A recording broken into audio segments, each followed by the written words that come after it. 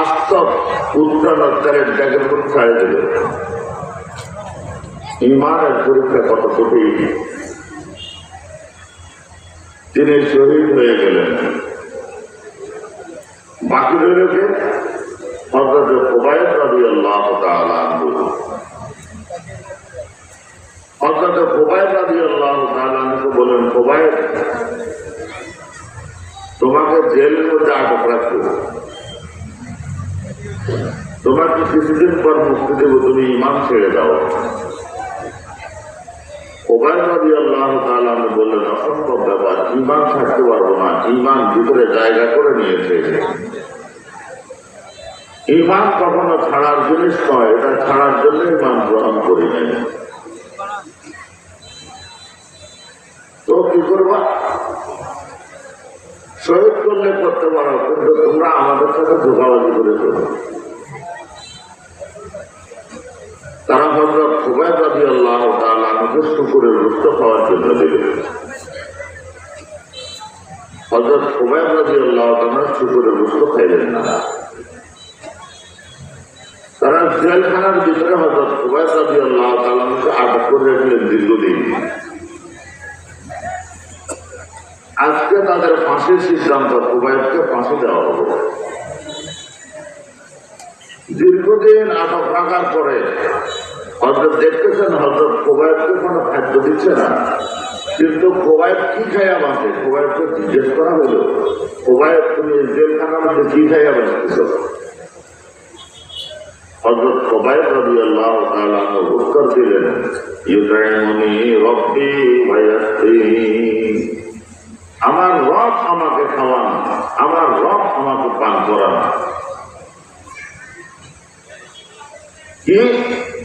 আল্লাহ রাব্বুল আলামিন জান্নাত থেকে জান্নাতি ফল প্রত্যেক বেলা নিয়ে আসেন, হযরত খুবাইব খাইতেছেন আর বাঁচতেছেন। জেলখানার ভিতরে জান্নাতের ফল খাইতেছে, খুবাইব তোমাকে গুলো কে দিয়ে যায়? হযরত খুবাইব রাদিয়াল্লাহু তাআলা দীর্ঘদিন পর্যন্ত মুখ কাটতে পারতেছে না, চুল কাটতে পারতেছে না, শরীরের অতিরিক্ত গঠন কাটতে পারতেছেন না। তারা চিন্তা করলো, জেলখানার ভিতরে তো অস্ত্র ব্যবহার করা নিষেধ, গেট ব্যবহার করা নিষেধ। আচ্ছা, খুবাইবের হাতে কোনো অস্ত্র দেওয়া যাবে না। দেখে আসছে খুবাইবকে আমাদের ভয়ে আত্মহত্যা করে নাকি শহীদ হওয়ার জন্য অপেক্ষা করে। তারা হযরত খুবাইব রাদিয়াল্লাহু তাআলার হাতে একটা খুর দিলেন, যাও তোমার হাতের নখ চুল এগুলো কেটে নাও। দেখে আসছে খুবাইব কি করে। ভিতরে ছোট একটা কাপড়ের একটা বাচ্চাকে ভিতরে ঢুকাই দিলেন। কত রাগে করে বাচ্চাটার উপর আঘাত করে কিনে একটু দেখি। হযরত খুবাইব রাদিয়াল্লাহু তাআলা বাচ্চাটাকে খুব আদর করলেন। মাসুম বাচ্চা, হব না, এটাকে মারা যাবে না। ইসলাম নিজের রক্ত যেরকম ভাবে হারাম করে দিয়েছে, বিজাতির রক্তকে এরকম আমাদের উপরে অবৈধভাবে হত্যা হারাম করে দিয়েছে। খুবাইব রাদিয়াল্লাহু তাআলা আমাকে আজকে হত্যা করবে। তাকে জিজ্ঞাসা করা হইল, তোমার জীবনের শেষ কোনো আশা আছে কিনা? বলে, হ্যাঁ আছে তো। কি? আমি 2 রাকাত নামাজ পড়ব, আমাকে ওযুর পানি দাও। খুবাইব রাদিয়াল্লাহু তাআলা পরিষ্কার পরিচ্ছন্ন হয়ে তাদের অস্ত্র তাদের হাতে দিয়ে দিলেন, নিজে পরিষ্কার পরিচ্ছন্ন হয়ে 2 রাকাত নামাজ আদায় করলেন। নামাজ শেষ, ফাঁসির কাছে উঠতেছেন। রাসূল কারীম সাল্লাল্লাহু আলাইহি ওয়াসাল্লাম মদিনা তৈয়বায় ওঠা। মসজিদে নববীতে আল্লাহর হাবিব আলাইহিস সালাম হেফায়া হেফায়া কাঁদতেছেন, 2 চোখের পানির দরজা করে ফেলতেছেন। কোথায় মক্কা, কোথায় মদিনা, প্রায় 500 কিলোমিটার দূরে। আল্লাহর হাবিব সেখানে বসে বসে কাঁদতেছেন। সাহাবাই কেরাম দৌড়ে আসছেন, ইয়া রাসূলুল্লাহ, আপনি কাঁদতেছেন কেন? আপনার চোখের পানি ঝরতেছে, আপনার পুরানো কোনো কথা মনে পড়লো কিনা?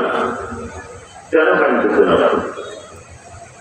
আল্লাহ হাবিব আলাইহিস সালাতু ওয়াস সালাম মারাক্কাম করে দিয়ে বললেন, তোমরা সবাই আমার খোবাইবের জন্য দোয়া করো। এই মুহূর্তে আমার খোবাইবকে পাশের কাছে চুরানো হচ্ছে, আমি এখান থেকে দেখতে পাচ্ছি। আমার খোবাইবের জন্য জান্নাতের সমস্ত দরজা খুলে দেওয়া হয়েছে। জান্নাতের হুর ও গেলমানরা তারা ফুলের তোড়া নিয়ে দাঁড়িয়ে আছে, কখন আমার খোবাইব জান্নাতে পৌঁছবে, আর তারা ফুলের মালা দিয়ে রিসিভ করবে। 500 কিলোমিটার দূর থেকে হযরত খোবাইব রাদিয়াল্লাহু তাআলা বললেন, আমাকে যে পাশের কাছে ঝুলাইবা, এর আগে আমি আমার নবী আলাইহিস সালাতু ওয়াস সালামকে একটা সালাম দেব, আর যখন আমি ঝুলে যাব তখন আমার চেহারাটা মদিনার দিকে দিয়ে দিও।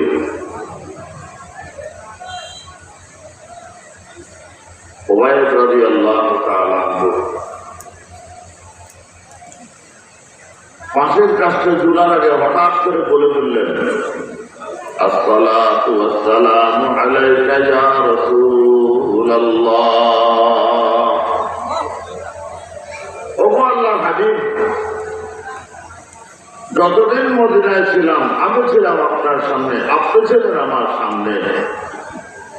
আপনাকে দেখার সঙ্গে সঙ্গে আমাদের চোখ জুড়ে যেত, অন্তর প্রশান্তি লাভ করত, দিল ঠান্ডা হয়ে যেত। আজকে আমি আপনাকে দেখতে পাচ্ছি না, আমার সালামটা আপনি কবুল করে নেন।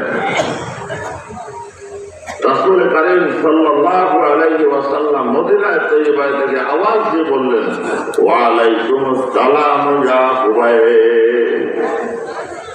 ও খোবাইব, তোমার উপরে আল্লাহ পাকের রহমত নাযিল হোক। দোয়া করলেন। হযরত খোবাইব রাদিয়াল্লাহু তাআলা পাশের কাছে চলতেছেন আর বলতেছেন, ওয়ালাস্তু উবালি আইনা উকতালু মুসলিমান, ওয়ালাস্তু উবালি আইনা উকতালু মুসলিমান, আলা আইয়ি শাক্কিন কানা লিল্লাহি মাসরাই, আলা আইয়ি শাক্কিন কানা লিল্লাহি মাসরাই, وذلك في ذات الإله وإن يشاء يبارك بالأوضاع الممزع، يبارك بالأوضاع الممزع। কোনো অসুবিধা নেই, কাউকে পরোয়া করি না। আমার জান যখন আমার মাওলার জন্য চলে যাচ্ছে, আমার জীবন আমার মাওলার হাতে তুলে দিয়েছি। আমার মাওলা আমাকে জিন্দা রাখুক আর ভোরটা রাখুক, সব কিছু আমার মাওলার ইচ্ছা। আমার মাওলা আমাকে যেভাবে রাখেন আমি এইভাবেই খুশি। কেমন খুশি? খুশিতে আত্মহারা। কি বলতেছে? যে আমার যখন আমাকে ফাঁসি দিবা, আমি যখন ঝুলবো, আমার চেহারা কোন দিকে দিবা? মদিনার দিকে দিয়ে দিবা। এখন তারা ফাঁসি যাওয়ার পরে অর্থাৎ খোবাইব এখন